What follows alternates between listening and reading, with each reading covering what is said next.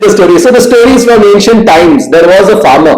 There was this one farmer who used to be very religiously doing his work, and he used to be poor, and he used to find he had a sizable amount of land, but to till the land he did not have any help.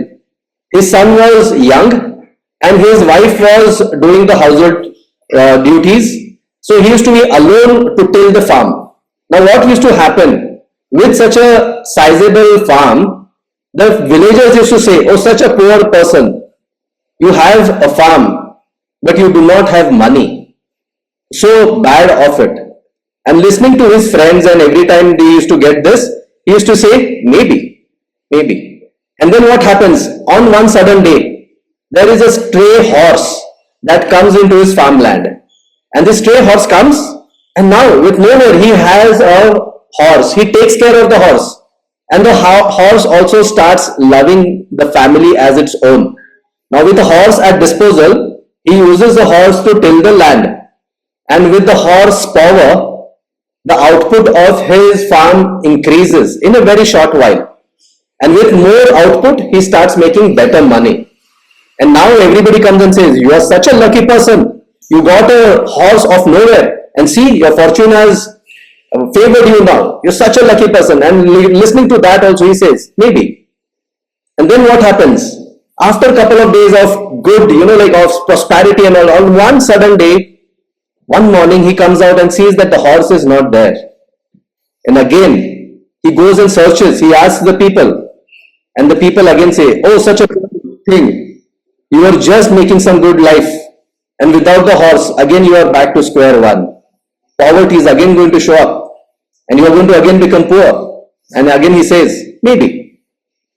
The farmer has only two words always he uses, "maybe." And then what happens? Again life becomes tough. Without the horse, again the output drops. Again there is a little bit of scarcity. Everybody starts speaking. He is the talk of the town every time. And then what happens?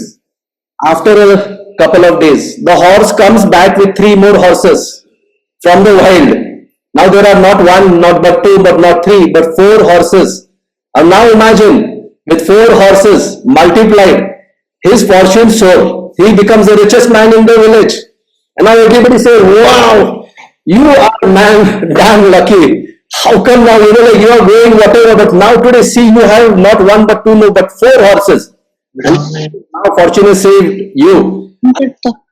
So then what happens is suddenly with four horses at disposal, the farmer thinks that he should teach his kid, who is grown up into a teenage.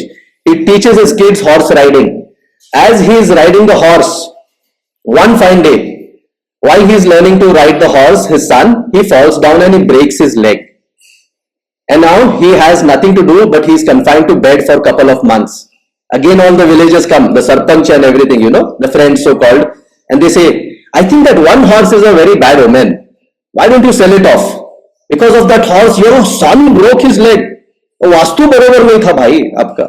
Like in all different religions, everybody comes and tells him, and he says, "Maybe."